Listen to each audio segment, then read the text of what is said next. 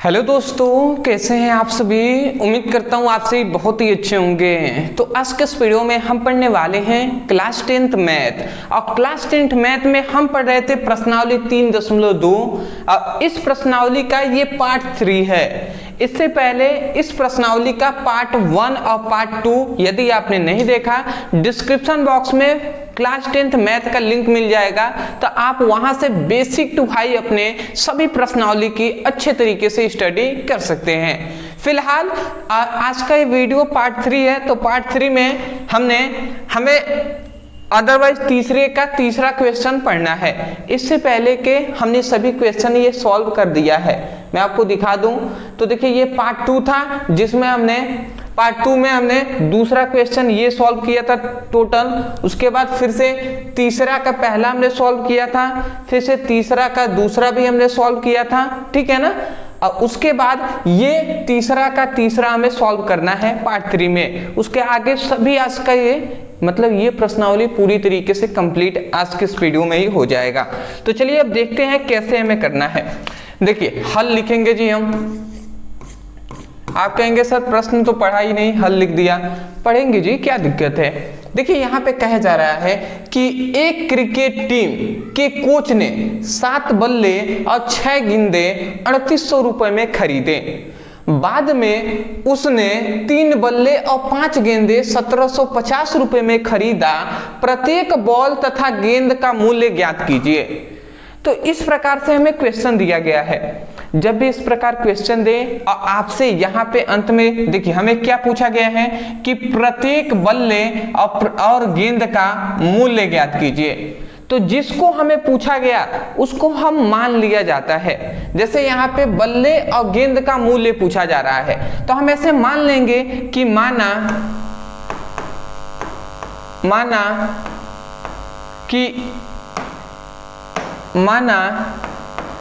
एक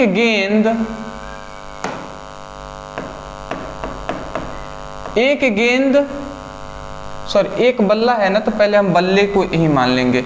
माना एक बल्ले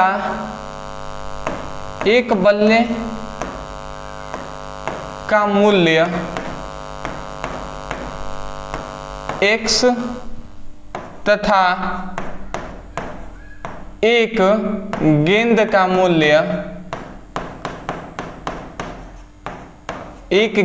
मूल्य कितना है भैया, y है।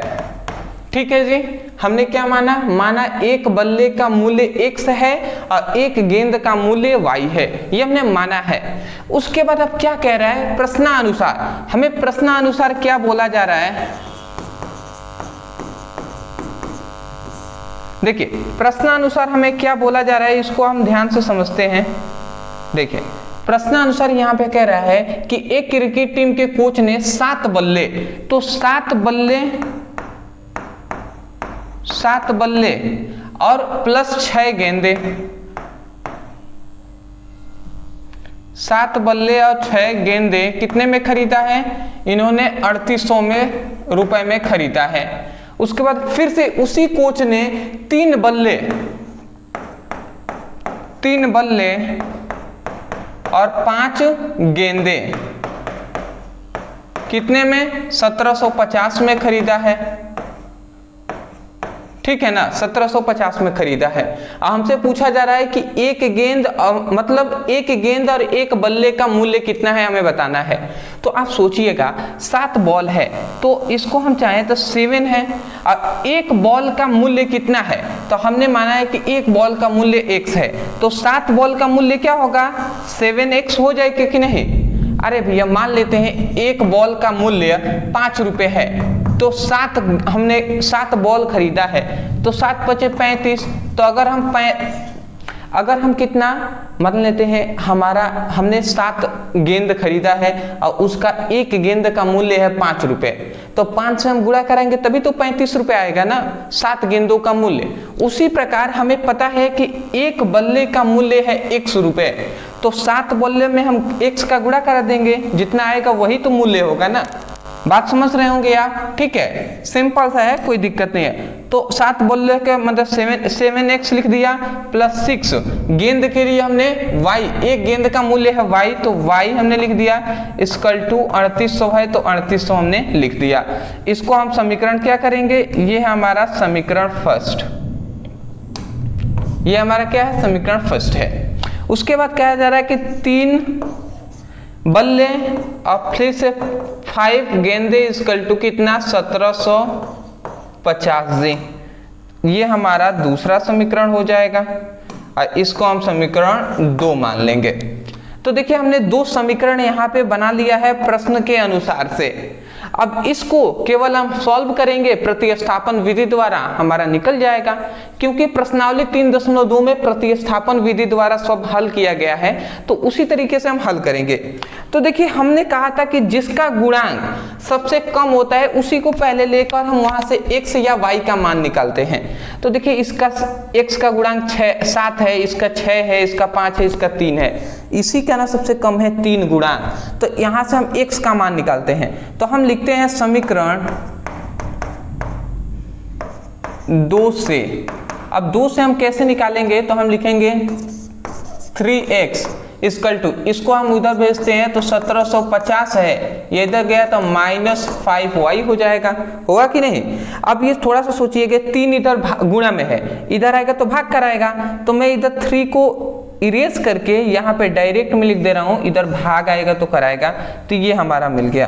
तो देखिए हमारा सबसे पहली बात, तो यहाँ से हमें क्या मिल गया, x का मान मिल गया 1750 माइनस 5y/3, तो इसको हम समीकरण 3 मान लेंगे, ठीक है जी। अब देखिए x का मान निकला है ना, समीकरण 2 को हल किया गया है तो x का मान निकला है। अब इस x के मान को हम समीकरण फर्स्ट में रख देंगे, तो चलिए हम रख कर देख लेते हैं। तो हम लिखेंगे कि x के मान को समीकरण फर्स्ट में रखने पर, अब रख कर देख लेते हैं जी क्या मिलता है।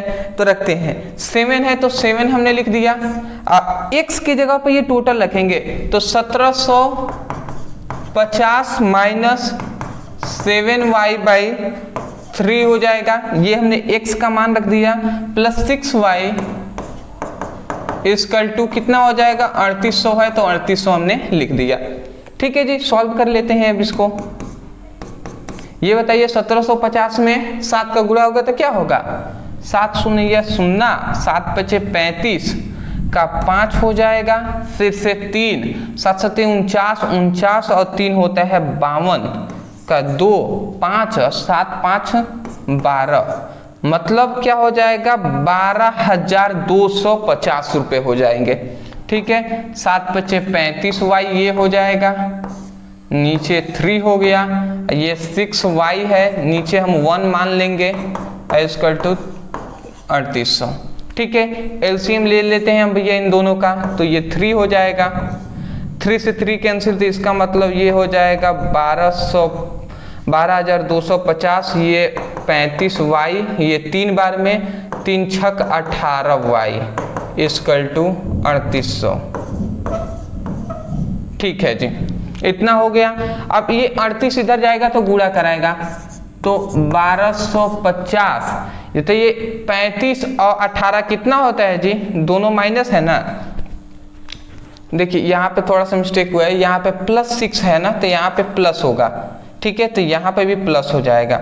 तो ये बताइए इतना लिख दिया, 35 माइनस में है, ये 18 प्लस में है, तो 35y में से 18y चला गया तो 18 दूना 36 होता है, इसका मतलब 17 आ जाएगा, तो -17y हो गया। ये 3 इधर जाएगा तो इधर भाग में इधर आएगा तो गुणा कराएगा, तो 3 शून्य 0, 3 शून्य 0, 8 त्रिका 24 का 4, हासिल 2 और 8 त्रिका 24 के 8 त्रिका 24, 4 हासिल 2, 3 त्रिका 9, 2 11,400 ये हो जाएगा, ठीक है ना। अब देखिए इसको सॉल्व अब हो ही गया है, हम कुछ नहीं करेंगे, क्या हम करेंगे, इस 1104 को इधर, 11,004 को इधर भेजते हैं, इसको इधर, तो ये हो जाएगा 12,050 12,250, ये 11,400 इधर आएगा तो माइनस में हो जाएगा, ये माइनस में इधर जाएगा तो प्लस में हो जाएगा। इतना हो गया। ठीक है जी, अब ये सॉल्व हो ही गया आपका।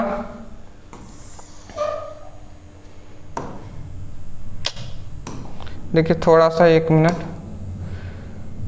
मैं इसको सॉल्व चाहता हूं कि यहीं पे मैं कर दूं इसको। ठीक है जी, जस्ट अ सेकेंड, एक भी स्पेस बेकार नहीं जाना चाहिए। चलिए यहीं पे मैं सॉल्व करूंगा। देखिए अब बताइए 11,000 मतलब 12,250 में 11,400 चला जाएगा तो कितना बचेगा? तो 4 मतलब इसमें 600, 6, 7, 8 मतलब 850 इधर बचेगा। इसको अगर हम घटाते हैं तो ये टोटल हो जाएगा 850। 850 इधर आ गया और इधर 17y है तो 17y हमने लिख दिया। अब आप सोचिए ये 17 इधर गुणा में इधर आएगा तो भाग कराएगा, भाग कराएगा ना।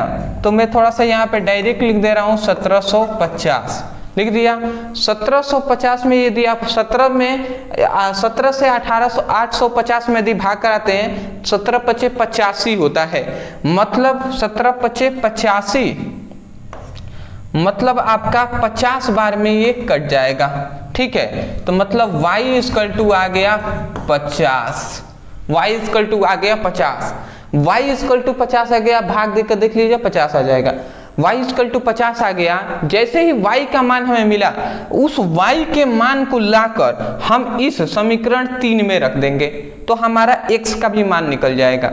रखते हैं जी। देखिए हम क्या करते हैं, x इक्वल टू हम लिखेंगे y के मान को समीकरण 3 में रखने पर, अब रख कर देख लेते हैं। x इक्वल टू कितना था? 1750 minus 5y, 1750 minus 5y by 3, यही था जी। उसके बाद x इक्वल टू 1750 हम लिख दिया, 5 है। अब y का मान कितना आया भैया? y का मान आप देख सकते हैं, y का मान आया है 50, तो y का मान 50 आया है तो 50 लिख देंगे यहाँ पे, बाई 3 कर देंगे। ठीक है जी। अब यहाँ पे देखिए 1700 ये 50 है, 50 में यदि 5 का गुणा होगा तो 25 250 हो जाएगा, बाई 3 हो गया। अब देख लेते हैं जी एक बार और, कितना जाएगा? 1750 में 250 चला जाएगा तो ये टोटल आ गया 1500 बाई 3 और ये 3×5 15 मतलब x का मान आ गया 500। ठीक है, तो x का मान आया है 500 और y का मान आया है 50 रुपए। तो इसका मतलब कि एक बल्ले का जो मूल्य होगा x इक्वल टू कितना आया है? 500 आया है ना। x इक्वल टू 500 आया है, तो देखिए x इक्वल टू 500 आया है तो x हमने माना था एक बल्ले का मूल्य x, तो x इक्वल टू 500 मतलब एक बल्ले का मूल्य है वो 500 रुपए है। ठीक है, और एक गेंद का जो मूल्य है, एक गेंद का मूल्य वो कितना है? 50 रुपए है। ठीक है, बात समझ में आ गया ना। तो नीचे आप चाहें तो लिख लीजिएगा, नहीं भी लिखेंगे तो चलेगा, केवल x और y का मान आपको ज्ञात होना चाहिए। मैं आशा करता हूँ क्वेश्चन समझ में आ गया होगा। इस क्वेश्चन में ज़्यादा कुछ हार्ड नहीं है, केवल आपको ये समीकरण बनाना आना चाहिए। समीकरण बना लेते हैं सब सही हो जाएगा।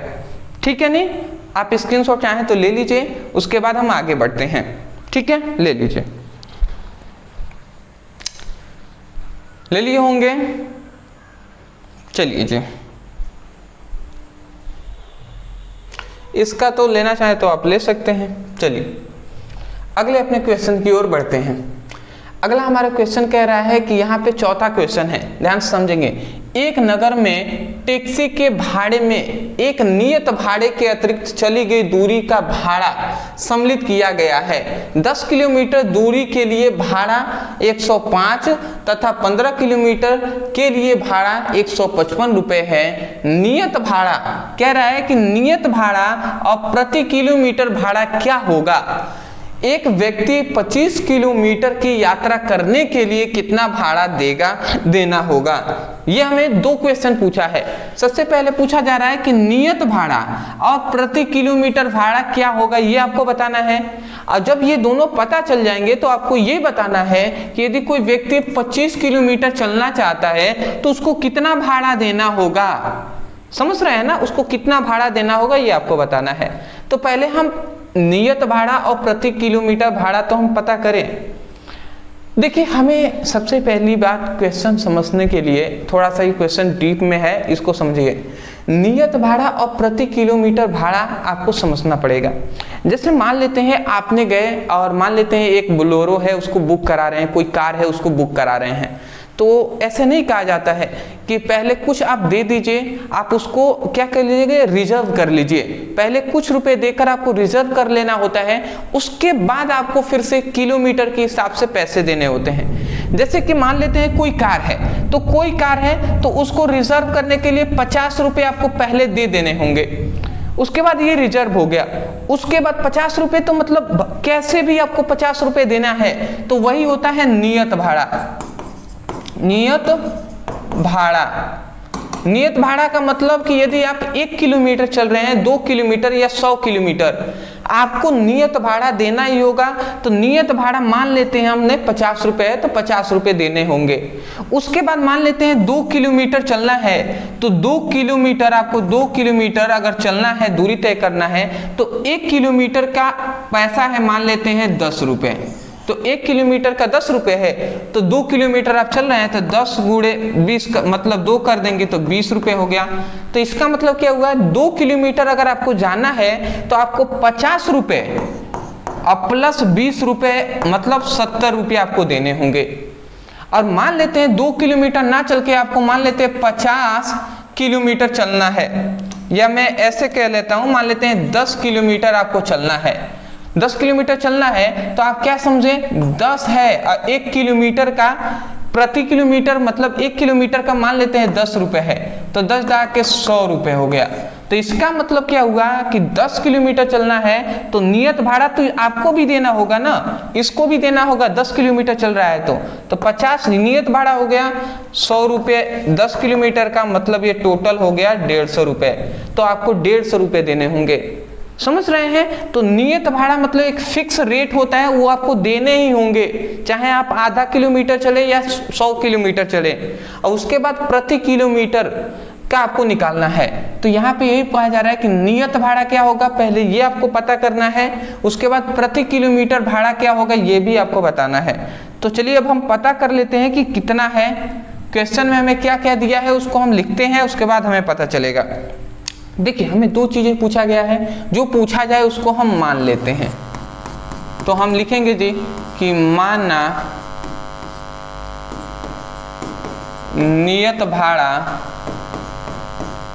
x तथा प्रति किलोमीटर भाड़ा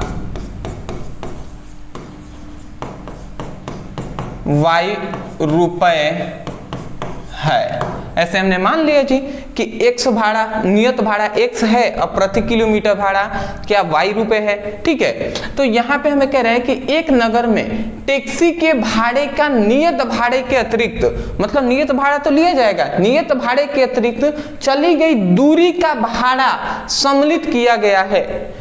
10 किलोमीटर दूरी के लिए भाड़ा कितना, 150 रुपये, 105 रुपये है। ठीक है, मतलब कह रहा है कि यदि 10 किलोमीटर कोई व्यक्ति है, यदि कोई व्यक्ति 10 किलोमीटर यदि वो चलता है तो 10 किलोमीटर के लिए उसको कितना रुपए देना होगा, उसको 105 रुपये देना होगा।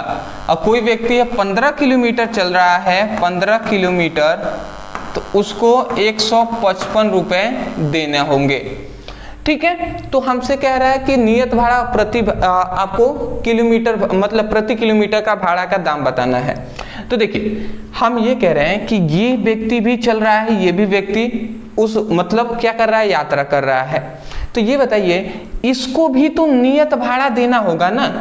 और ये 15 किलोमीटर जो चल रहा है इसको भी तो नियत भाड़ा देना होगा। तो मान लेते इसके लिए दिया गया है, इसके लिए अब देखिए, इसके लिए यहाँ पे हम लिख देंगे प्रश्न अनुसार।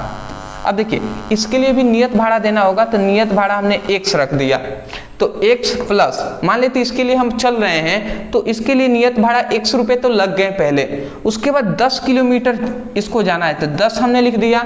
हमें पता है कि प्रति किलोमीटर भाड़ा जो है वो y रुपए है, तो y के इसमें हम गुणा करा देंगे ना, 10 चल रहा है मान लेते 1 किलो में, प्रति किलोमीटर का मतलब 1 किलोमीटर, ठीक है ना, तो 1 किलोमीटर का y है तो 10 में हम y का गुणा करेंगे तभी तो पता चलेगा ना कि 10 किलोमीटर का कितना रुपए हुआ, तो 10y हमने लिख दिया, 105 है तो 105 हो गया। तो देखिए यहाँ से हमें पहला एक समीकरण मिल गया, इसको हम समीकरण फर्स्ट कर देंगे, ठीक है जी। उसके बाद दूसरा 15 है, सॉरी 15 नहीं, देखिए इसके लिए भी तो हमें नियत भाड़ा देना होगा, तो नियत भाड़ा x हो गया, 15 है तो 15 और y का हम गुणा करा देंगे इक्वल टू 155। यहाँ से हमें दूसरा समीकरण मिल गया जी, इसको हम समीकरण 2 कर लेंगे। तो देखिए हमें 2 समीकरण बना दिया, 2 समीकरण बनाना ये हार्ड था, बना लिए, उसके बाद आपका क्वेश्चन सॉल्व हो गया। कैसे जी, तो चलिए हम इसको सॉल्व कर लेते हैं। सबसे पहले इन दोनों में से किसी भी एक अचर पद का मान निकालना है। देखिए इसका हम एक समीकरण 2 से हम निकाल लेते हैं, आप फर्स्ट में निकालेंगे कोई दिक्कत नहीं है। चलिए हम समीकरण 2 से ठीक है जी, समीकरण 2 से अगर हम देखें तो x इक्वल टू ये 15 इधर चला जाएगा 15y, तो ये 155 ये है ही, और ये 15 इधर गया तो -15y, तो यहाँ से हमें x का जो मान निकला, x का मान निकला वो कितना, 155 - 15y निकल गया, तो इसको हम समीकरण 3 मान लेते हैं जी, ठीक है जी। देखिए हमें x का मान निकाल लिया, जैसे ही x का मान निकला इसको लेकर हम समीकरण फर्स्ट में रख देंगे, रख कर देख लेते हैं जी क्या दिक्कत है हमें। तो हम लिखेंगे कि x का मान समीकरण फर्स्ट में रखने पर, x का मान समीकरण फर्स्ट में रखने पर रखते हैं जी, x के जगह पर 155 -15y, 155 - 15y plus 10y, sorry हाँ प्लस 10y इक्वल टू 105, ठीक है जी, इतना हमने लिख दिया। अब आप समझिएगा 155 है, ये 15y में से 10y, 15y माइनस में है और ये प्लस में है, तो इसका मतलब 5y इधर बचेगा, इधर 105 है। अब कुछ नहीं करेंगे, इस 5y को इधर भेजते हैं, इसको हम इधर भेजते हैं, तो 155 ये इधर आएगा तो -105 हो जाएगा, ये इधर जाएगा तो +5y हो जाएगा, पक्षांतर आप जानते ही हैं। अब बताइए 155 में से -105 चला जाएगा तो इधर क्या बचा जी, ओनली 50 बचा, इधर 5y बचा, इसका मतलब 5 इधर आएगा तो भाग कर आएगा, तो ये कितना हो जाएगा 50 माइनस गुणा से भाग में आ गया, इसका मतलब 5 दहा 50, 5 दहा 50 आ गया ना, मतलब y का जो मान आएगा वो 10 आ जाएगा जी। चलिए मैं इधर न लिखकर यहाँ पे लिख देता हूँ, ठीक है जी। भाग कर आएगा तो y का मान यहाँ पे 5 दहा 50, मतलब y का मान जो आएगा, y का मान यहाँ पे क्या आ जाएगा, y इक्वल टू 5 दहा 50 मतलब 10 आ जाएगा। तो देखिए हमने y का मान यहाँ से ज्ञात कर लिया है। जैसे ही हमने y का मान ज्ञात किया, अब इस y के मान को हम लाकर समीकरण थर्ड में रख देंगे यहाँ पे, तो x का भी मान निकल जाएगा। तो हम लिखते हैं कि y के मान को थर्ड में रखने पर लिख लेंगे जी टोटल। अब चलिए देखिए x है तो x हमने लिख दिया, x इक्वल टू 155 माइनस 15 और y का मान है 10 तो 10 हमने लिख दिया जी। अब गुणा करा लेते हैं तो ये 155, 15 दहा में 150। अब बताइए x का मान आ गया, 155 में से 50 जाएगा तो 5 आ गया, तो यहाँ पे x का मान आ गया। इसका मतलब है क्या पता चला कि देखिए x का मान है नियत भाड़ा जो आपको देने ही होंगे चाहे कितनी भी दूरी आप तय करें। तो x का मान हमें कितना पता चला 5 रुपए। मतलब अगर कहीं भी यात्रा कर रहे हैं तो 5 रुपए आपको जिसकी गाड़ी है उसको आपको दे देने हैं यूं ही। उसके बाद आपको प्रति किलोमीटर का भाड़ा y का मान कितना मिला 10। अगर मान लेते हैं 1 किलोमीटर चल रहे हैं तो 10 रुपए देने होंगे, 10 किलोमीटर चलेंगे तो 100 रुपए देने होंगे और नियत भाड़ा है 5 रुपए, ये तो देने ही होंगे। तो हमें x और y का मान पता चल गया ना। नियत भाड़ा 5 रुपए है और प्रति किलोमीटर भाड़ा 10 रुपए है। उसके बाद यहाँ पे हमें एक और चीज कहा गया है कि एक व्यक्ति 25 किलोमीटर यात्रा तय करने के लिए कितना भाड़ा देना होगा। तो देख लेते हैं जी। देखिए एक व्यक्ति 25 किलोमीटर चल रहा है तो हम यहाँ पे लिख देते हैं 25, ठीक है जी। और हम जानते हैं कि प्रति किलोमीटर भाड़ा y का मान है 10, तो हम 10 से गुणा करा देंगे। उसके बाद प्लस हम कर देंगे प्लस नियत भाड़ा तो देना ही होगा ना उस व्यक्ति को, तो 5 रुपए नियत भाड़ा है तो 5 लिख देंगे। तो 25 दाम में 250 और प्लस 5, 250 प्लस 5 इसका मतलब 255, मतलब उस व्यक्ति को 255 रुपए देने होंगे। बात समझ में आ गया ना आपको।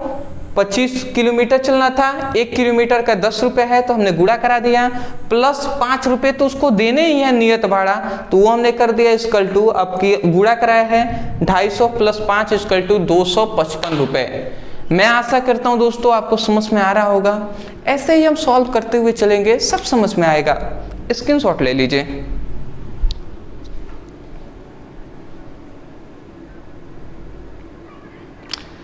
ले लिए होंगे। चलिए अगला हमारा 5वां यहाँ पे क्वेश्चन आता है, इसको भी हम हल कर लेते हैं जी। देखिए क्वेश्चन थोड़ा सा समझने वाला है। क्या रहा है कि यदि किसी भिन्न के अंश और हर दोनों में 2 जोड़ दिया जाए तो वह कितना हो जाएगा 9/11 हो जाती है, और यदि अंश और हर में 3 जोड़ दिया जाए तो वह 5/6 हो जाती है।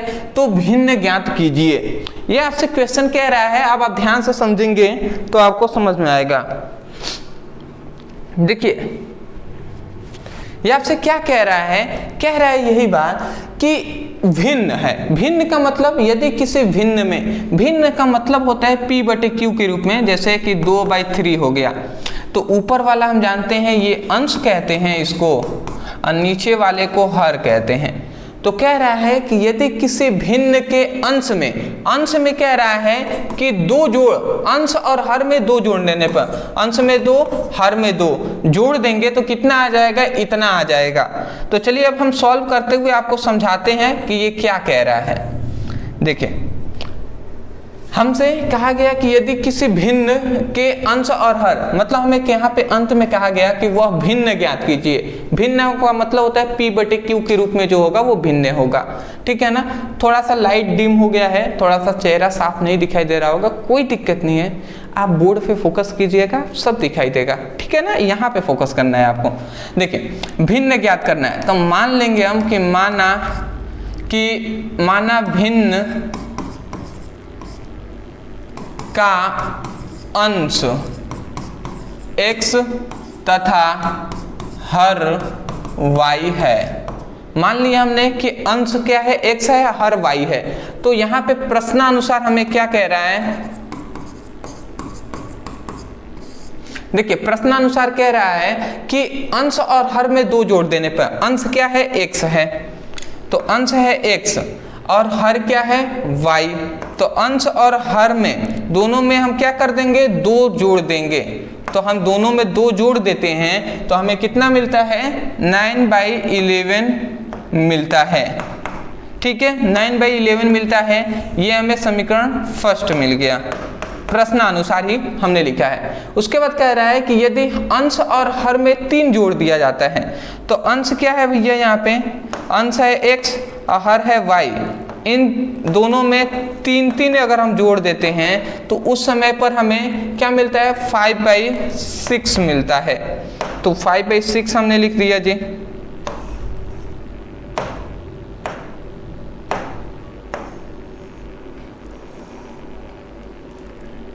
ठीक, इसको हम समीकरण 2 कर लेंगे। तो देखिए हमने प्रश्न को पढ़ा और यहाँ से 2 समीकरण हमने ज्ञात कर लिया। जैसे 2 समीकरण ज्ञात किया, इससे हम x y का मान निकालेंगे, वही तो हमारा हो जाएगा आंसर ना।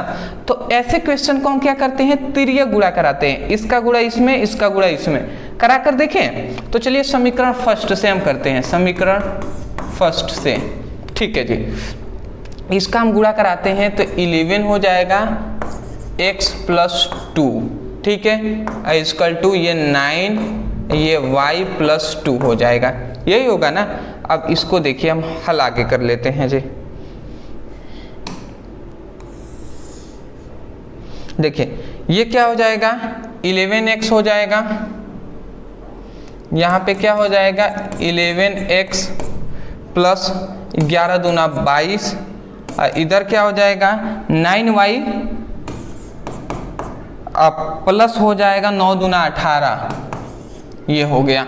अब देखिए इसको हम क्या करते हैं, इस 22 को इधर भेजते हैं तो 11x equal to 9y plus 18, ये इधर आएगा तो -22 हो जाएगा, ठीक है जी। इसको अगर हम सॉल्व करें तो देखिए हम क्या करते हैं, इधर हम x का मान यहीं पे निकाल ही लेते हैं। तो x का मान अगर निकालेंगे तो ये 9y हो गया, ये 18 और ये -22 है, तो -22 में से 18 गया तो -4 बचेगा। ये इधर 11 गुणा में था, इधर आएगा तो भाग करा देगा। तो देखिए हमने x का मान हमने निकाल लिया। जैसे ही हमने x का मान निकाला, x का मान हमने निकाला समीकरण फर्स्ट से, जैसे ही हमने निकाल लिया तो अब हम समीकरण सेकेंड को सॉल्व कर लेते हैं, उसके बाद उसमें हम रखेंगे। तो अब लिखते हैं हम समीकरण सेकेंड को, समीकरण सेकेंड से, समीकरण सेकेंड को भी हल करते हैं, तिर्यक गुणा कराएंगे तो ये क्या हो जाएगा 6x plus 3 equal to 5y plus 3, समझ रहे हैं ना। 6x प्लस 3 हमने लिखा है और प्लस 5y प्लस 3 लिख दिया, गुणा करा देते हैं जी। तो 6x plus 36 18 equal to 5y 15, ये हो गया। यहाँ से अगर हम देखें तो इस 18 को हम इधर भेजते हैं तो 6x इक्वल टू ये 5y अब प्लस 15 है, अब माइनस ये 18, ठीक है जी। यहाँ पे अगर हम देखें, यहाँ पे हम देखें तो क्या हमें मिलता है, अब आप ध्यान से समझेंगे। यहाँ पे 6x है, यहाँ पे 5y 15 और 18, तो इसका मतलब -3 हो जाएगा। इधर 18 में से 15 चला जाएगा, -3 हो जाएगा। यहाँ पे x का जो मान आया वो 5y - 3/6 हो जाएगा, ठीक है। लाइट बहुत ज़्यादा डिम हो गई होगी, आपको दिखाई नहीं दे रहा होगा, ठीक है। मैं 1 मिनट में ठीक कर देता हूँ इसको भैया। चलिए जी, ठीक हो गया। चलिए आगे बढ़ते हैं। अब देखिए आपको क्या समझना है, यहाँ पर भी x का मान निकला, यहाँ पर भी निकला, तो हम क्या करेंगे, कुछ नहीं करेंगे, इसको समीकरण 4 मान लेंगे।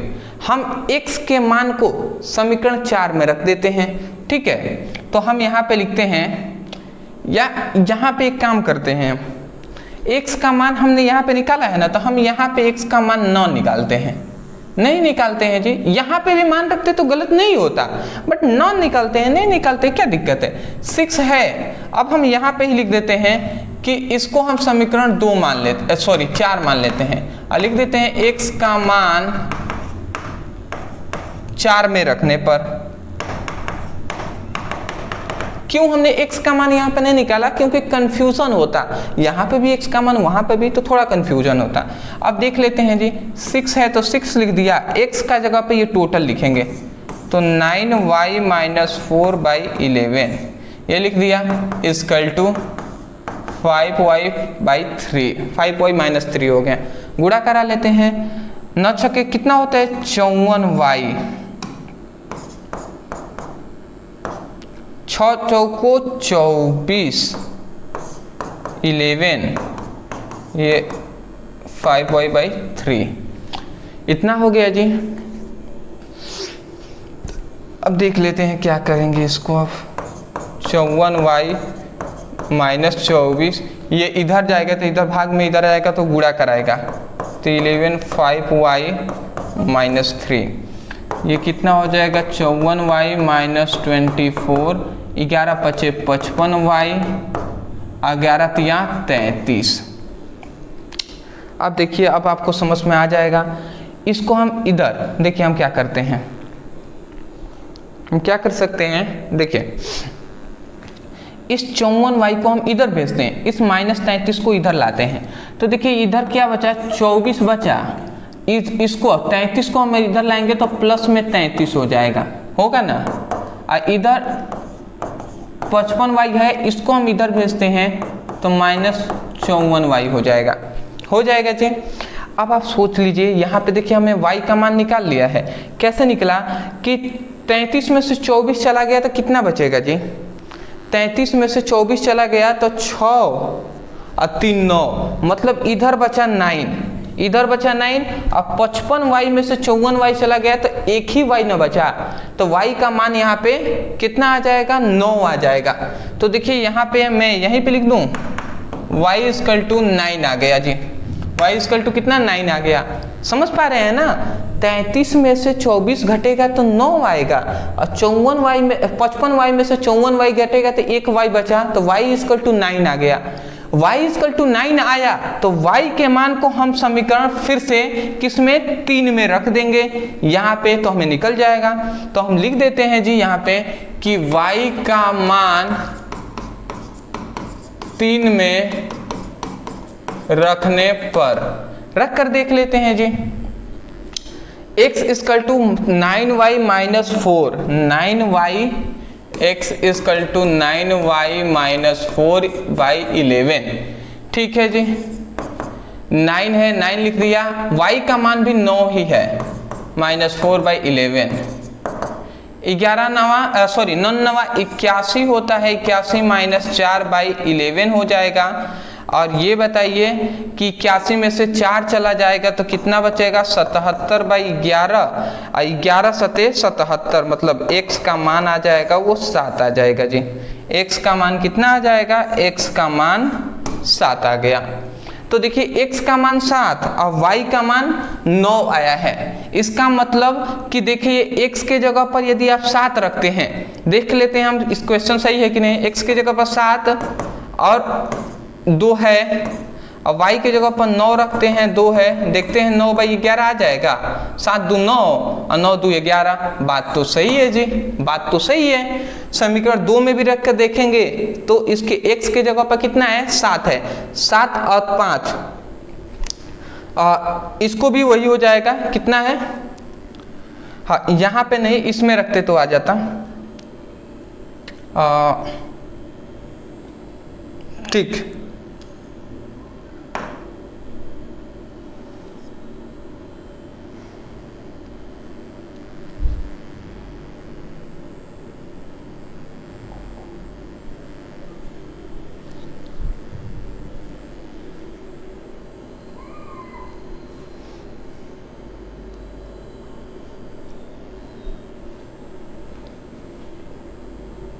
सही है जी, कैसे आएगा देखिए, वही मैं सोच रहा था। x के जगह पर 7 रखते हैं, देखिए x के जगह पर हम 7 रखते हैं तो 7 और +3, y की जगह पर 9 रखेंगे तो 9 + 3 हो जाएगा, तो 7 3 10 हो जाएगा और 9 3 12 हो जाएगा। तो भैया 2 6 12 और 2 5 10, मतलब 5/6 आ जाएगा कि नहीं, तो वही 5/6 लिखा गया है। ये मैं कंफ्यूज हो गया था, मैं भी सोच रहा था क्यों भैया गलत आएगा, कन्फर्म मैं सही हो गया। आप मान रख के देख सकते हैं। आशा करता हूँ ये क्वेश्चन आपको समझ में आया होगा, ज़्यादा हार्ड नहीं है, समीकरण बनाना इंपॉर्टेंट है, बना लेंगे सब हल हो जाएगा। स्क्रीनशॉट ले लीजिए, अंतिम अपने क्वेश्चन को देख लेते हैं। चलिए जी, चलिए देखिए अंतिम हमारा क्वेश्चन आता है। देखिए आयु वाला क्वेश्चन बहुत इंपॉर्टेंट होता है कॉम्पिटिटिव एग्जाम के लिए भी, तो चलिए इसको भी हम समझ लेते हैं। कह रहा है कि 5 वर्ष बाद जैकब की आयु उसके पुत्र की आयु से 3 गुनी हो जाएगी। 5 वर्ष पूर्व जैकब की आयु उसके पुत्र की आयु से 7 गुनी थी, तो उसका वर्तमान आयु, उनकी वर्तमान आयु ज्ञात कीजिए। उनकी मतलब किसका भैया? तो एक है जैकब और जैकब का एक पुत्र है जो है ये, तो इन दोनों का हमें वर्तमान आयु ज्ञात करना है। जब भी इस प्रकार क्वेश्चन दे आपको निश्चिंत हो जाकर एक आपको सारणी बनाना है। कैसे सारणी बना लेना है उसको मैं आपको बता दे रहा हूं। देखिए इस प्रकार आप लेंगे, ठीक है जी, और इस प्रकार आप कर लेंगे जी।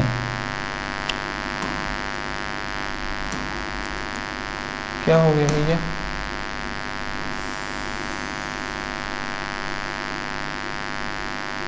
एक ये हो गया, एक यहां पे कर लेते हैं। इस प्रकार आप सारणी बनाएंगे। देखिए सबसे पहले यहाँ पे किसका हमें वर्तमान आयु निकालना है, तो एक है जैकब, तो यहाँ पे लिखिए जैकब। हाँ, एक कौन है? उसका पुत्र है, तो पुत्र आप लिख दीजिए। अब देखिए यहाँ पे कह रहा है कि उसकी वर्तमान आयु, तो देखिए सबसे पहले हमें वर्तमान आयु ही लिखना है, वर्तमान आयु, जो कि हमें ज्ञात करना है, ठीक है जी। तो वर्तमान आयु हमने यहाँ पे लिख दिया। उसके बाद कह रहा है, यहाँ पे एक बात कह रहा है कि उसके पुत्र की आयु 3 हो जाएगी। कितने में? मतलब यहाँ पे कह रहा है कि 5 वर्ष बाद कह रहा है कि जैकब की जो आयु होगी पुत्र की आयु से 3 गुनी हो जाएगी। तो 5 वर्ष बाद यहाँ पे कहा गया, तो हम लिख देते हैं कि 5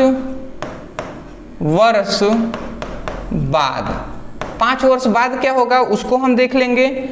उसके बाद एक और कंडीशन यहाँ पे लगाया, क्या लगाया? 5 वर्ष पूर्व जैकब की आयु उसके पुत्र की आयु से 7 गुनी हो जाएगी। तो फिर से हम लिखेंगे 5 वर्ष पूर्व।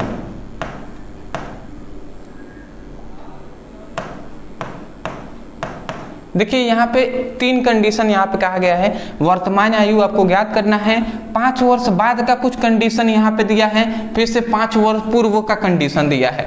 अब नीचे हम लिख लेते हैं। देखिए हमने आपको बताया था जब भी इस प्रकार क्वेश्चन दे जिसका हमें मान ज्ञात करने को दे उसे हम x और y मान लेंगे।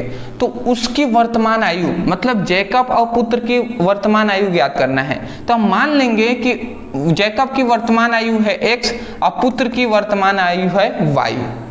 अब यहाँ पे समझिएगा, कह रहा है प्रश्न के अनुसार कि 5 वर्ष बाद जैकब की आयु, मतलब 5 वर्ष बाद के मतलब जैकब की जितनी आयु है उसके 5 वर्ष बाद कह रहा है, मतलब फ्यूचर में। तो 5 वर्ष बाद जो जैकब की आयु होगी पुत्र की आयु से 3 गुनी हो जाएगी।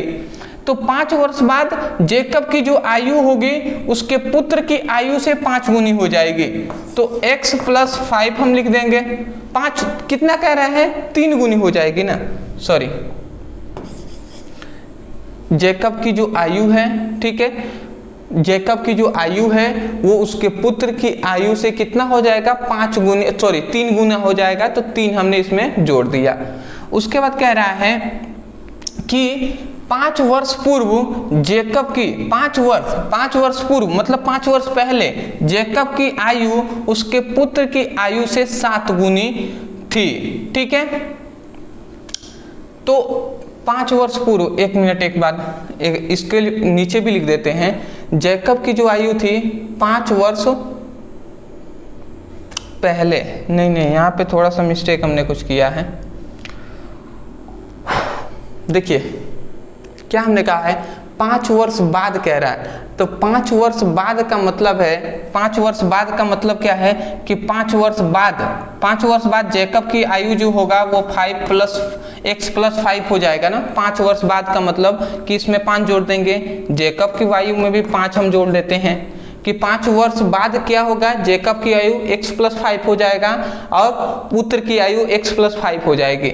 उसके बाद कह रहा है कि 5 वर्ष पूर्व का मतलब 5 वर्ष पहले। तो जैकब की आयु है x, तो x में अगर हम 5 घटाएंगे तभी तो आप पास्ट में जा पाएंगे ना, पीछे। और इसके पुत्र में भी 5 घटाएंगे तभी जाकर पीछे जा पाएंगे। तो ये कंडीशन हमें पता चल गया। आप समझ रहे होंगे 5 वर्ष बाद कह रहा है तो 5 हमने जोड़ा है, 5 वर्ष पहले कह रहा है पूर्व तो 5 हमने घटा दिया है। अब देखिए अब कंडीशन हमें क्या कह रहा है, कह रहा है कि 5 वर्ष बाद, यहाँ पे हम लिख देंगे प्रश्नानुसार हमें कह रहा है कि जेकब की आयु उसके पुत्र की आयु से 3 गुनी हो जाएगी। जेकब की आयु 5 वर्ष बाद की बात हो रही है। जेकब की आयु क्या है, x + 5 है, ठीक है। उसके पुत्र की आयु से, पुत्र की आयु कितना है, y + 5 है, पुत्र की आयु से 3 गुनी हो जाएगी।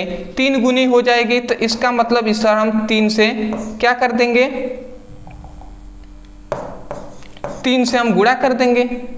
समझ रहे हैं ना, पिता की आयु मतलब जैकब की आयु पुत्र की आयु से 3 गुनी हो जाएगी तो 3 से हमने गुणा कर दिया।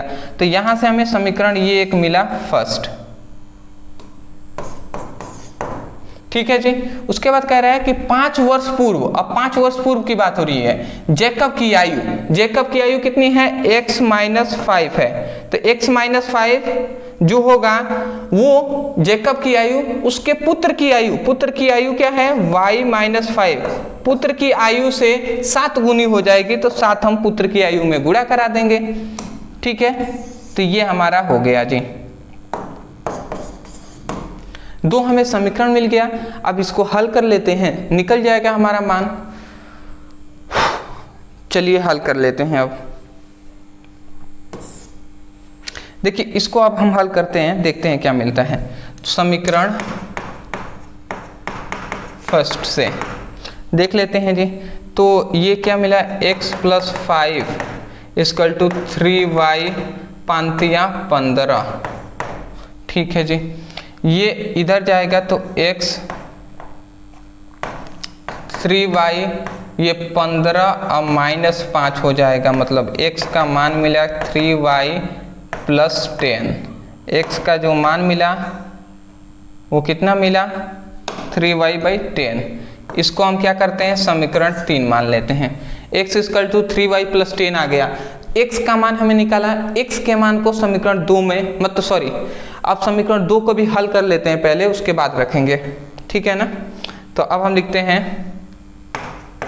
समीकरण 2 से, अब 2 को अगर हम हल करते हैं तो x ये पहले 7y हो जाएगा, 7 × 5 = 35 हो जाएगा, और ये 5 इधर माइनस में इधर आएगा तो प्लस में हो जाएगा तो +5 हो जाएगा। इसको अगर हम आगे सॉल्व कर लेते हैं, देखते हैं क्या मिलता है। तो x = 7y -35 + 5 है तो ये 30 हो जाएगा। तो यहाँ पे हमें x का भी मान मिला है। इसको हम समीकरण 4 कर लेते हैं जी। अब कुछ नहीं करेंगे, समीकरण 3 के मान को हम समीकरण 4 में रख देते हैं, मतलब x के मान को यहाँ पे 4 में रखते हैं। तो लिख देंगे कि x का मान समीकरण 4 में रखने पर, अब रख कर देख लेते हैं जी। x के जगह पर 3y + 10 है तो x के जगह पर 3y + 10 रख देंगे। यहाँ पे 7y - 30 है, ये लिख दिया। ये 3y, अब समझिए थोड़ा सा यहाँ पे समझने वाली बात है। देखिए इधर 10 है तो 10 हम लिख देते हैं, इसको हम इधर लाएंगे तो +30 हो जाएगा। इधर 7y है, ये इधर 3 प्लस में इधर आएगा तो -3 हो जाएगा, तो 10 × 1 = 40 हो जाएगा। और ये 7y में से 3y चला गया तो ये 4y बच गया, ठीक है। और 4 × 10 = 40, मतलब y का जो मान आएगा वो 10 आ जाएगा। y का जो मान आएगा वो 10 आ जाएगा। y का मान हमें 10 मिल गया। अब इस y के मान को समीकरण हम 3 में रख देते हैं। तो y के मान को 3 में रखने पर, 4 में तो रखा गया था x का मान, तो अब 3 में रख देते हैं y के मान को। तो रखते हैं जी x = 3y के जगह पर 10 रख देंगे और +10, ये रख दिया। x = 30 और +10 = 40। तो x का मान कितना आ गया, 40 आ गया। इसका मतलब कि x का मान आ गया 40 और y का मान आ गया 10। इसका मतलब जैकब की आयु है कितनी, 40 और पुत्र की आयु है 10। समझ में आ गया ना। क्वेश्चन आपकी पूरी तरीके से कंप्लीट होता है, स्क्रीनशॉट ले लीजिए, आगे हम थोड़ी सी बात आपसे बताएंगे जी। चलिए, बहुत अच्छा। मैं आशा करता हूँ दोस्तों आपको अच्छे तरीके से समझ में आया होगा। बहुत ही गर्मी है, पर इस गर्मी में भी आपको लिए स्टडी कराया जा रहा है। मैं यही कहूँगा, यदि आपको समझ में आया होगा तब जाकर वीडियो को लाइक करके चैनल को सब्सक्राइब कर दीजिएगा। और एक रिक्वेस्ट है कि आप जब भी ये वीडियो देखें, आपसे रिक्वेस्ट है कि प्लेलिस्ट के अनुसार पढ़ाई करें, क्योंकि आप प्लेलिस्ट के अनुसार पढ़ाई करेंगे सभी क्वेश्चन समझ में आएंगे। डिस्क्रिप्शन बॉक्स में हमने फिजिक्स की, केमिस्ट्री का, मैथ का, तीनों का लिंक दिया है। मैथ को प्रश्नावली 1.1 से आप बेसिक से पढ़ते हुए चलिए, आगे बढ़िए, हम आपके साथ हैं और मेहनत कीजिए, आपके साथ ईश्वर भी आपके साथ ही हैं, ठीक है। तो आगे हम बढ़ेंगे, ज़रूर बढ़ेंगे, ठीक है ना। तो चलिए दोस्तों, आज के लिए इतना ही, मिलते एक नए टॉपिक के साथ, तब तक के लिए धन्यवाद।